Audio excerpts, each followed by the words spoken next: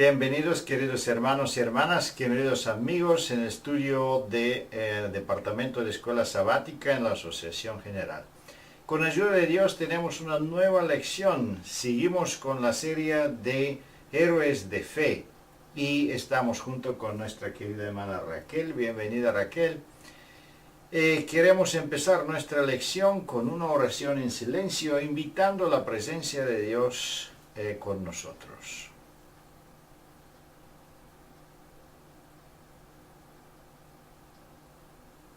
Amén. Como siempre, hagamos primero, o vamos a hacer un repaso de la estructura de la lección. Tenemos una lección muy interesante. Otra vez tenemos una mujer, una señora que es un ejemplo de fe y hospitalidad. El título de la lección es Viuda, Viuda, pobre y servicial. Seguimos adelante con los subtítulos para ver la línea central de la lección. El primer subtítulo está tratando de una introducción del tema, un mensaje que también afecta al mensajero. Tenemos una introducción bien amplia, prácticamente la lección puede ser dividida en dos partes. La primera parte es la experiencia de Elías, presentando un mensaje muy fuerte a Acab, pero la segunda parte prácticamente es cómo Dios de una manera milagrosa prácticamente se está preocupando para el profeta y qué instrumento usa Dios para que sus profetas, sus hombres pueden ser servidos y protegidos. El próximo subtítulo, aislamiento y protección, todavía sigue con la historia del profeta Elías. Siguiendo adelante, llegamos al próximo subtítulo, uno en necesidad enviado a una viuda pobre. Y eso es el punto central de la historia, donde podemos ver cómo de una forma milagrosa Dios envía el profeta y un lugar que humanamente pensado es el lugar más inadecuado para este servicio. Pero vamos a ver que con la ayuda de Dios todo es posible. El próximo subtítulo, pagana pero dispuesta a creer y obedecer. Tenemos prácticamente un punto muy importante en la lección donde podemos conseguir este conocimiento de esa mujer piadosa, la viuda de Sarepta, que sin ser parte del pueblo de Dios, prácticamente tenía una fe al Dios de Israel que ni los israelitas tenían. Y eso es algo admirable. De una forma semejante tenemos la historia de Ruth, que pasó algunas lecciones antes. Es muy importante poner énfasis en esa lección de la fe y de la obediencia, porque sabemos que de esa forma entendemos que puede ser que una persona es miembro de la iglesia, pero si no está obediente, si no tiene la fe en Dios y los principios de la verdad, eso no le puede, la membresía solo no lo puede ayudar. La respuesta inmediata del Señor es prácticamente el milagro que Dios está haciendo con la viuda, con su hijo, con la familia, donde Elías también puede ser hospitalizado. Seguimos adelante ahora y vamos a ver punto por punto, dialogamos esta lección para ver los puntos principales y más importantes en la lección. La pregunta número 1 dice: ¿qué mensaje severo del Señor le dio Elías a Acab? y de una manera también muy milagrosa, muy especial. Elías aparece en el palacio y entonces presenta ese mensaje. ¿Qué mensaje presentó Elías? ¿Y fue fácil para él esto, Raquel? La situación de las 10 tribus del norte que habían conformado el Estado de Israel se encontraba en un estado de completa apostasía. Y esto exigió que Dios tomara medidas rígidas y contundentes, y lo hizo también de una manera sorpresiva para todos, pues Elías el tisbita de Gilead fue llamado y se presentó ante la corte, comunicó en la forma más concisa y precisa el mensaje, el cual era: no habrá lluvia ni rocío en estos años, sino por mi palabra. Y de la manera sorpresiva que apareció, de esa manera misma desapareció. Y fue realmente un hecho chocante para el momento y para las circunstancias. Sin embargo, la situación lo ameritaba. Mensajes de amonestación se habían dado ya muchos anteriormente. Esta nación, la nación de Israel, conformada por las 10 tribus, se encontraba en estado de idolatría, pues el dios Baal, que había sido introducido por Jezabel, la esposa de Acab, que era el dios de la tormenta y de las lluvias, y también de la fertilidad en conexión con la diosa Astarte, se había convertido de hecho en el culto general y practicado por la mayoría de los ciudadanos del Estado de Israel. Así que la única manera de confrontar esta situación y despertar a la población y darse cuenta de que Baal no era el dios de la lluvia, ni era el dios de la fertilidad de la tierra, ni el que producía que los frutos se dieran, ni que la agricultura fuera exitosa, era una demostración práctica del poder de Dios y la nulidad de este otro poder. Así que en ese contexto específico nos encontramos aquí. Muy bien, muchas gracias. Prácticamente tenemos el rey Ahab, que fue casado con Jezabel, una mujer que no fue del pueblo de Dios. No solo eso, ella fue una priestesa, un sacerdote de esta adoración pagana. Entonces ella introdujo con toda su fuerza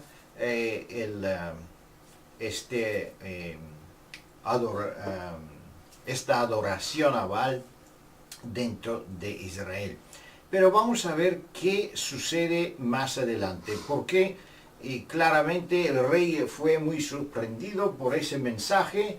Jezabel fue enojadísima, y entonces con seguridad el rey envió sus soldados para buscar a este Elías, para ver qué es ese mensaje, y también para comprobar si se va a cumplir esa profecía o no. Y la segunda pregunta dice: ¿cómo el profeta estaría en peligro después de esta declaración? ¿Dónde se escondió Elías y qué sucedió después? La declaración de Elías era un abierto desafío a la religión imperante del momento, que era la adoración a Baal. Y al desafiar a este dios, estaba desafiando también a la reina, que era Jezabel, y pues ella había establecido este culto, que Acab pues también seguía y patrocinaba.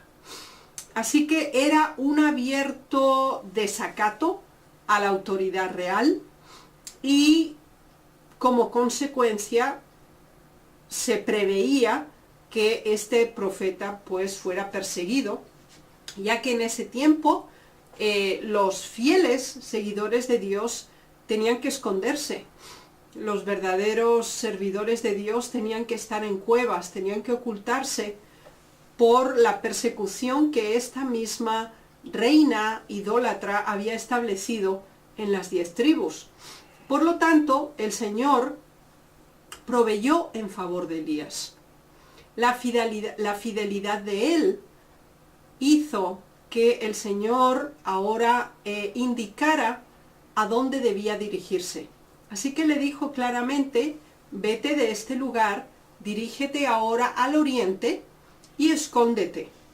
Y le indicó que sería en el arroyo de Kerit, que era un afluente del Jordán, y ahí tendría agua en provisión, y además el Señor proveería milagrosamente por cuervos que él también tuviera alimento sólido como ingesta. Así que es interesante comprobar algo muy peculiar aquí. Mientras que por una parte no iba a haber agua y con el tiempo tampoco los suministros mínimos de alimentación, el Señor preveyó con toda certeza y en completa seguridad un lugar de refugio para el profeta fiel. Esta es una lección para nosotros también. La declaración abierta del mensaje de Dios en un mundo en el cual la apostasía, la idolatría y el rechazo a la adoración del verdadero Dios impera, nuestro mensaje también debe de ser claro y contundente. El Señor retira sus bendiciones de nosotros para producir una reacción. Y esto es realmente lo que tenía como fin esta decisión que el Señor había tomado. Sin embargo, aquellos que eran fieles, y específicamente estamos en esta segunda pregunta centrándonos en Elías, Dios proveyó para él de la misma manera que proveerá para su pueblo fiel en los últimos tiempos.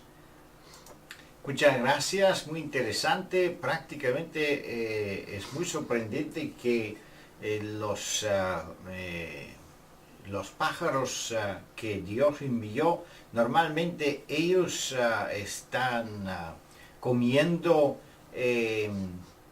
animales muertos, que es comida impura, pero para Elías esos pájaros traían una comida adecuada. Y cómo eso sucedió es un milagro del Señor. Si nosotros seguimos obedientemente su palabra, si seguimos su mensaje, siempre Dios proveerá de la misma manera como proveyó a Elías. También entendemos que en el último tiempo el pueblo de Dios es un símbolo de Elías, de Juan de Bautista, que también es Elías, una persona o un pueblo que va a preparar el camino de la segunda venida de Cristo y va a tener una experiencia semejante de esa de Elías.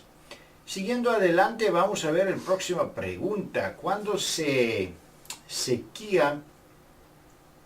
la sequía detuvo el flujo de agua, ¿dónde fue mandado Elías? Entendemos que la profecía de Elías estaba en marcha y sabemos que las noticias venían de un y otro lugar hasta el rey Ahab, que no hay agua, que hay una sequía.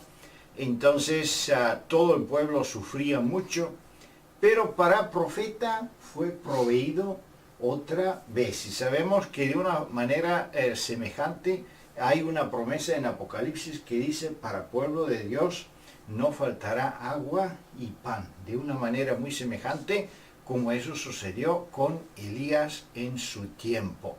Pero ¿qué sucedió con Elías? Cuando este pequeño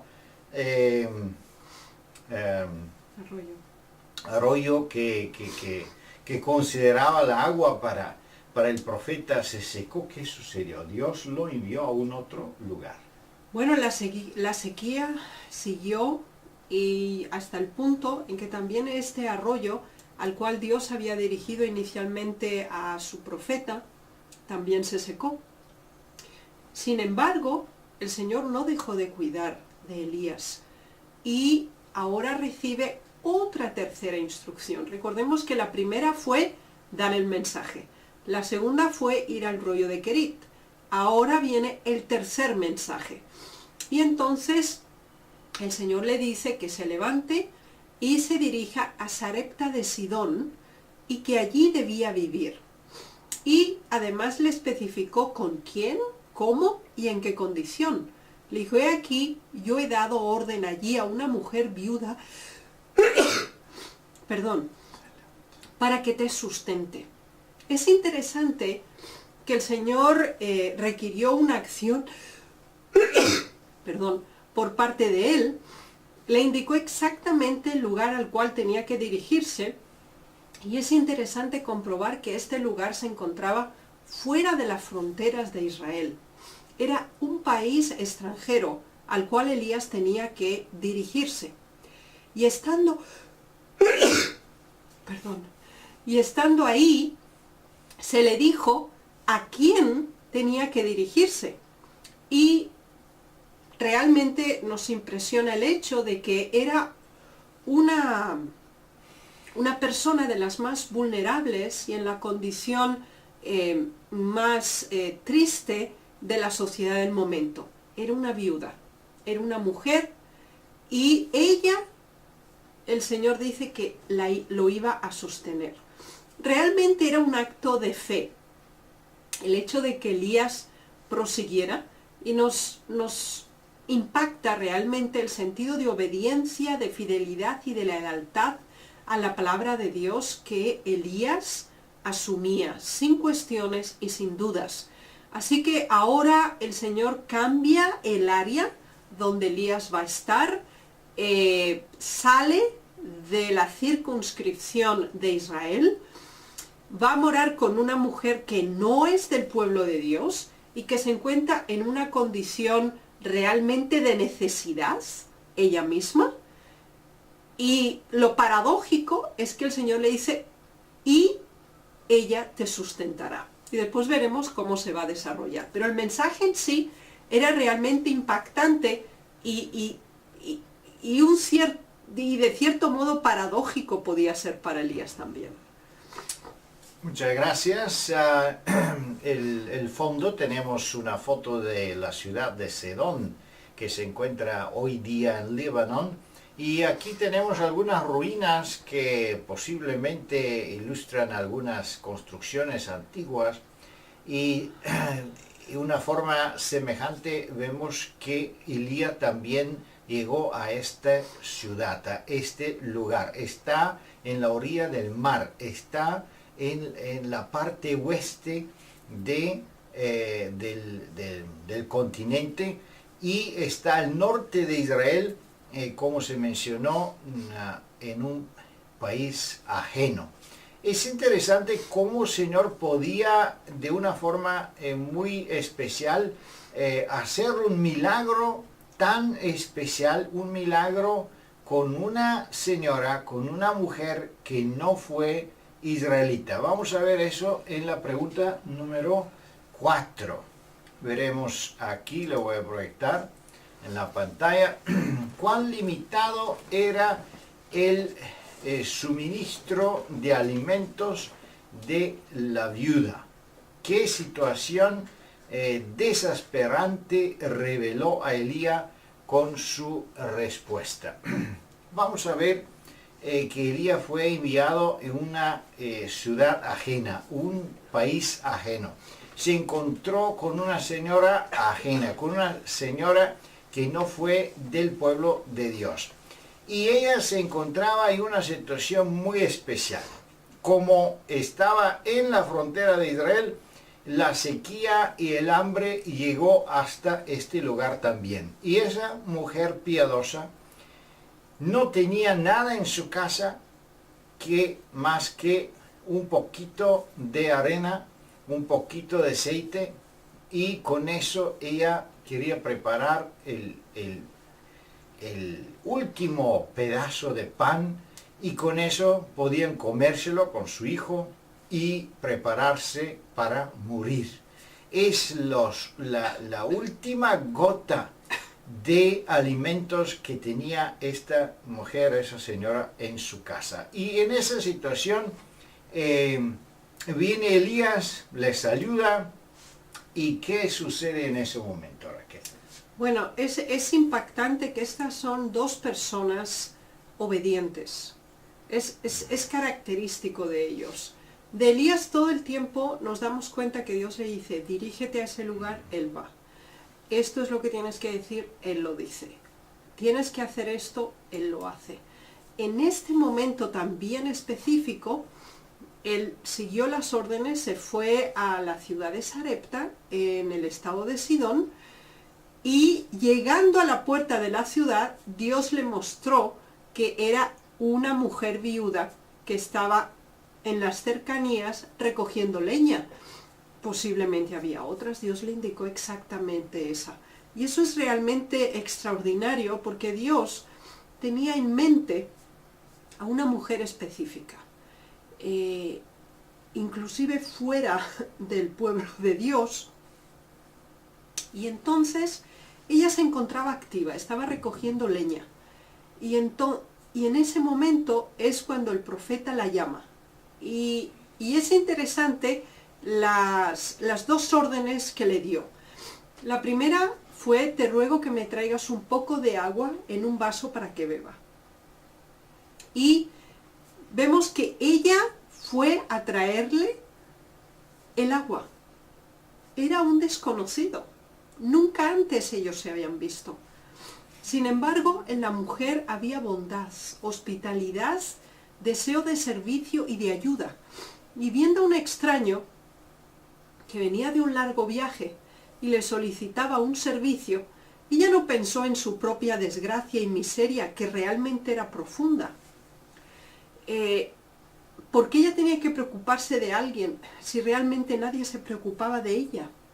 Pero ella no se centró en su situación de angustia y de pesar, sino que alguien le pidió ayuda y ella estuvo dispuesta a ofrecer esa ayuda. Ahora Elías le pide otra segunda cosa más.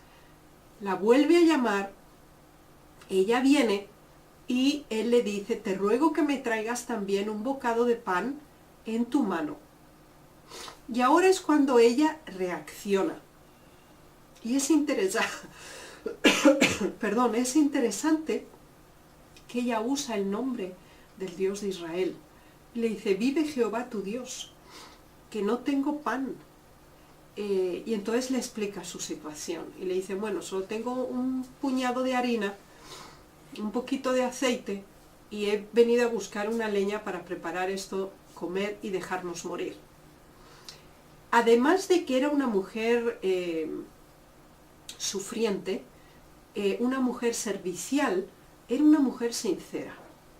Era una mujer que era capaz de expresar su necesidad y su problema en una forma lógica y racional. Y lo hace claramente delante del profeta. Interesante, muchas gracias. Es interesante que el profeta, cuando se acercó de esa señora, él tenía una pregunta o requería algo que aparentemente sería muy extraño. Especialmente conociendo la situación de esta viuda, sabiendo que es una viuda, sabiendo que ella no tenía nada más que un pedazo de pan que podía prepararse, el profeta se acercó y le dije, por favor, dame agua y prepárame un pan para comer. Es interesante que en una situación normal, una reacción humanamente pensado, es insultante esa pregunta, esa demanda. Pero para esa mujer eso fue algo normal, algo que ella también pensaba hacerlo porque quería ayudar a un extranjero. Es un espíritu humilde, un espíritu muy especial, y de este modo entendemos que Dios también usa ese tipo de instrumentos para realizar un otro milagro muy grande, y quizá en nuestra vida también podemos experimentar milagros semejantes si tenemos también las mismas características que tenía esta mujer. En la pregunta número 5, ¿está dispuesta la viuda de Sarepta a proveer comida y agua para el siervo del Señor? ¿Estaba ella dispuesta o lo rechazó o empezó a negociar? ¿Qué dijo ella? Ella estuvo dispuesta. Y estuvo dispuesta a costa de su propia vida y la de su hijo. Porque a veces podemos estar dispuestos a ayudar cuando no requiere ningún esfuerzo, cuando no significa ningún sacrificio por nuestra parte. Lo que se le estaba pidiendo a esta mujer, de hecho, era sacrificar la vida de ella y la de su hijo. Porque prácticamente hablando, era realmente su última comida, la provisión con la cual ellos contaban era la última. Y no había esperanza de que pudiera obtener ningún otro tipo de sostén. Entonces, habiendo ya expuesto claramente al profeta cuál era la condición en la que se encontraba, aún así, ahora recibe ella una tercera orden que es una ampliación y una reiteración de la segunda. Y el profeta le dice, no tengas temor, ve, haz como has dicho, pero hazme a mí primero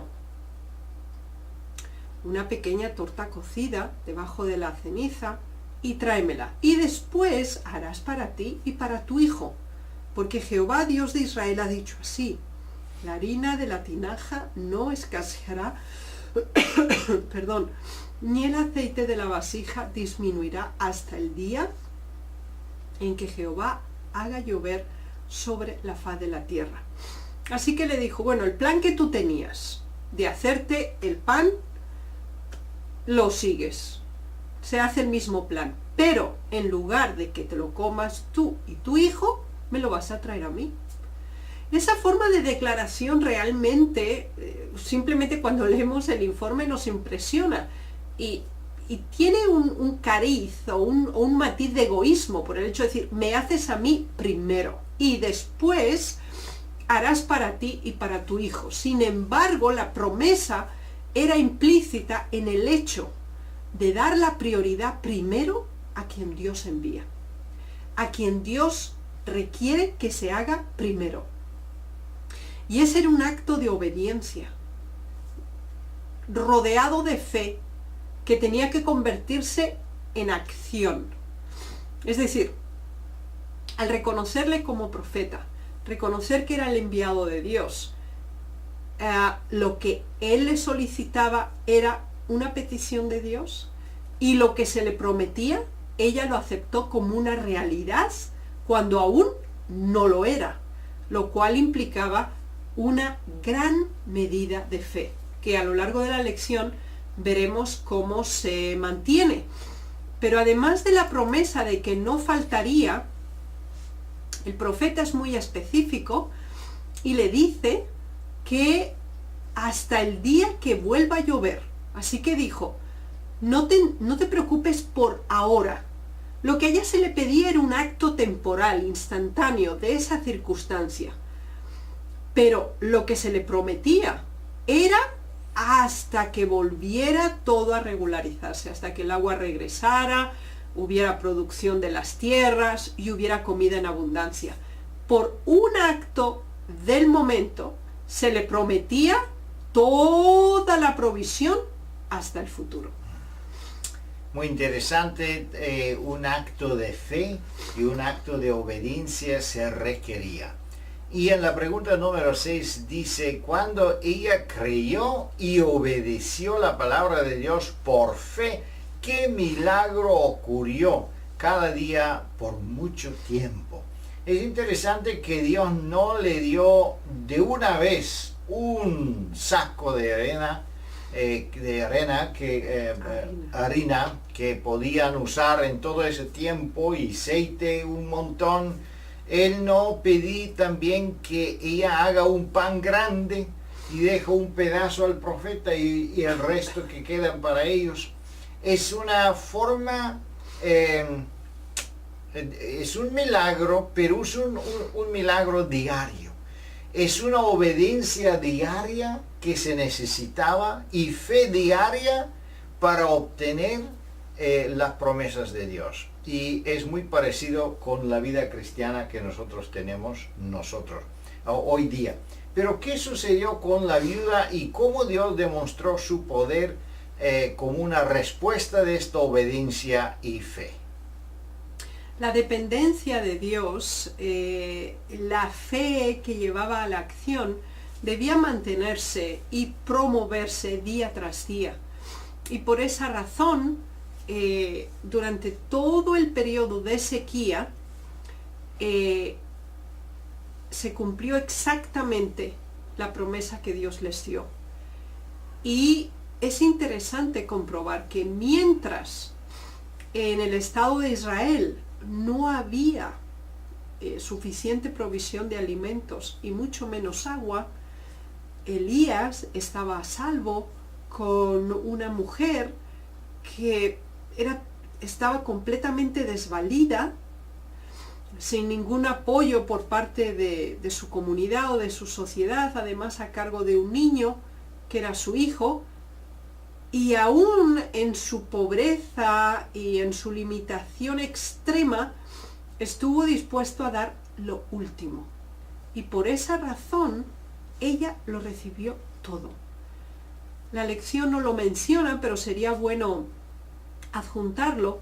Sabemos que por esta ayuda que ella prestó, por la obediencia que demostró, por la fidelidad perseverante, también el Señor le hizo el milagro de devolverle a su hijo que falleció después de un tiempo. Entonces, ¿esto qué nos enseña a nosotros? Que todo lo que nosotros hacemos tiene consecuencias, sea bueno o sea malo. Las motivaciones para hacer cosas también adquieren un papel muy significativo en el resultado de las acciones que se realizan y mucho más en las consecuencias a largo plazo. El ejemplo de esta mujer, que era extranjera, pero que demostró fidelidad, obediencia, fe y lealtad a la palabra de Dios, dispuesta a depender constantemente de su gracia y de su provisión, es un ejemplo a seguir. Así es. Muy interesante. Prácticamente no son los rituales, no son la pertenencia a un otro pueblo que de verdad conmovió hermano de Dios, es la fe y la obediencia. Y eso es que Dios requiere de cada uno de nosotros. La pregunta número 7 dice, a pesar de la carga adicional de la presencia del profeta, que aumentó el número de personas en la casa, ¿qué ocurrió con las siervas de comida de la viuda? Bueno, parcialmente está respondida la pregunta, pero es interesante que en esa pregunta 7 tenemos una relación ahora con el Nuevo Testamento. Vamos a ver que Jesús menciona esta viuda y le presenta como un ejemplo en sus predicaciones, y vamos a ver de qué forma Jesús vincula su mensaje del Nuevo Testamento con la experiencia de la viuda y de Elías. Es interesante comprobar que la palabra de Dios se cumplió fielmente, literalmente, y exactamente como Él había declarado. Dice, y la harina de la tinaja no escaseó, ni el aceite de la vasija menguó, conforme a la palabra que Jehová había dicho por Elías. Esta mujer había aceptado esta declaración como verdadera cuando no tenía absolutamente ninguna evidencia de que eso podía suceder. Y eso es lo que hace su fe tan importante. Ella no tenía una formación religiosa como los que pertenecían al pueblo de Dios. Ella no gozó de los privilegios de que ese mismo conocimiento daba. Pero sin embargo era una mujer que creía en el verdadero Dios. Quizá no con la extensión de conocimiento de el pueblo de Dios, pero vivía a la altura de la verdad que conocía y la ejemplificaba hasta en los más mínimos detalles. Ella demostró su amor a Dios por su amor al prójimo, lo amó como a sí mismo, y de esa manera ejemplificó los 10 mandamientos que se resumen en esas 2 declaraciones. Si nosotros no podemos amar al que vemos, ¿cómo amaremos al que no vemos? Nos dice el apóstol Juan. Esta demostración de fe, a pesar de la falta de evidencias, lo usó el Señor Jesús durante su estadía en la tierra, precisamente porque su ministerio se ponía en duda y de hecho se negaba por una parte importante de la mayoría de la población que sí tenía el conocimiento de la verdad y no era capaz de reconocer al auténtico y verdadero Hijo de Dios como el Mesías.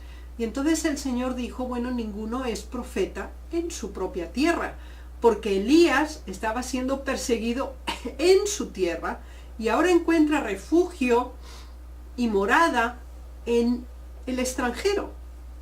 En el caso de Jesús, él menciona específicamente a la viuda de Sarepta como un ejemplo de mujer desvalida que, siendo ajena a la realidad del pueblo de Dios, en el sentido extenso del conocimiento de la verdad, sí reconoce a Elías, sí le ofrece ayuda y por lo tanto recibe también la recompensa de haber ayudado a un profeta. Ese es un mensaje también para nosotros.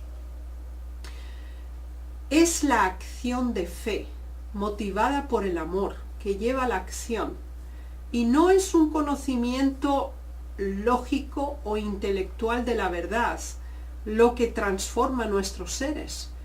Y este mensaje está incluido en esta gran verdad. Nuestros actos, nuestra relación con los demás, la obediencia que rendimos a la palabra de Dios, las acciones de fe que se ejecutan creyendo implícitamente en los principios de la palabra de Dios, demuestran nuestro nivel de fe y de conversión. Muchas gracias, muy interesante. Prácticamente Jesús hace una comparación con su persona y dice que ningún profeta está aceptado en su propia tierra. Aquí está el versículo bíblico. Interesante es que Elías no fue aceptado en su propia tierra. Por ser perseguido, fue peligroso que él se quede con su propio pueblo, porque el rey lo buscaba en todos los lugares. Pero esa mujer piadosa, sin ser parte del pueblo de Dios, tenía la fe, la confianza absoluta a este Dios, el Dios de Israel.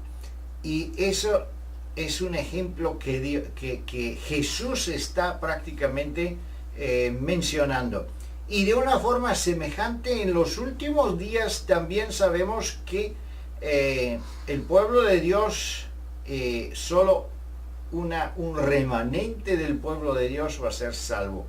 Y muchos de los otros que no quedan fiel, ellos van a denunciar su pueblo, ellos van a unirse con los perseguidores del pueblo de Dios. Y así ha sucedido también en el tiempo de Elías. Pero vamos a entrar ahora en la última pregunta. ¿Qué lección maravillosa podemos aprender de la fe de esta mujer? Desear aplicar el principio enseñando por el Salvador. ¿Qué lección maravillosa? Seguro podemos tener muchas lecciones. Podemos aplicar también, esta historia puede ser observada como un tipo de parábola simbólicamente, porque tenemos el pan, que es el símbolo de la palabra de Dios, el aceite, que es el símbolo del Espíritu Santo, y la agua, que es también el símbolo de nuestro Señor Jesucristo.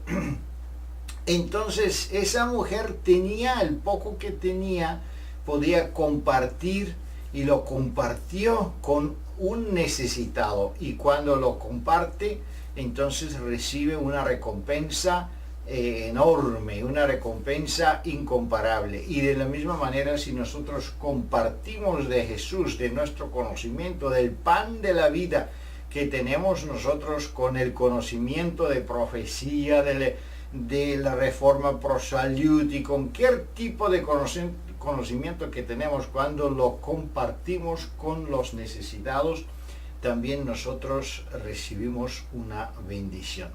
Pero no solo eso, hay muchas más lecciones. ¿Qué más lecciones podemos nosotros aprender de esta viuda? Las acciones tienen consecuencias. Las decisiones tienen efecto. La medida con la cual nosotros nos comportamos o tratamos a otros tiene también un efecto retroactivo sobre nosotros mismos. ¿Esto qué quiere decir? Que palabras, acciones, relaciones tienen un impacto y tienen un efecto. No solamente pasan al registro celestial, sino que además influencian directamente nuestras vidas y las de aquellos con los cuales nos relacionamos. Si esta mujer no hubiera ofrecido su ayuda, no hubiera sido hospitalaria y servicial, si no hubiera aceptado la palabra del profeta como de Dios, ella no se hubiera salvado, y su hijo tampoco. El Señor hubiera buscado una opción diferente para el profeta. Así que nuestra práctica del bien debe ser el resultado del amor a Dios y a nuestros semejantes. Y la medida con la cual nosotros medimos, como nos dice el versículo, será con la cual nosotros seamos medidos también. Y es interesante que aquí se nos dice que es una medida la que Dios da, que es apretada, es remecida y es rebosando. Así que es abundante, no es mezquino, no es reducido, no es egoísta la entrega.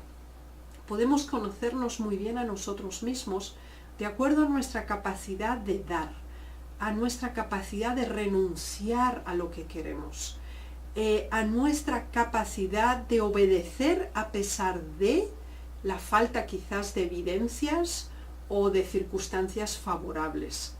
La posibilidad de preocuparnos de otros cuando nosotros nos va mal. Ser solidarios con tristezas de otros cuando nosotros mismos estamos tristes. Estos elementos demuestran la calidad de nuestra fe y la estrechez y cercanía en nuestra relación con Dios. Así es, y es muy importante que nosotros no nos desanimamos si tenemos poco dinero, si tenemos poco conocimiento, si tenemos solo muy poquito en nuestra casa. No importa qué tenemos y no importa qué gran necesidad tenemos, importante es que el poco que tenemos lo compartimos con los demás. Entonces podemos participar en una experiencia semejante de la experiencia de esta viuda piadosa. Que Dios le bendiga y le guarde, queridos hermanos, hermanas, y que disfrutan esta lección durante esta semana, y también una bendecida y un bendito sábado. Que Dios le bendiga y le guarde. Amén.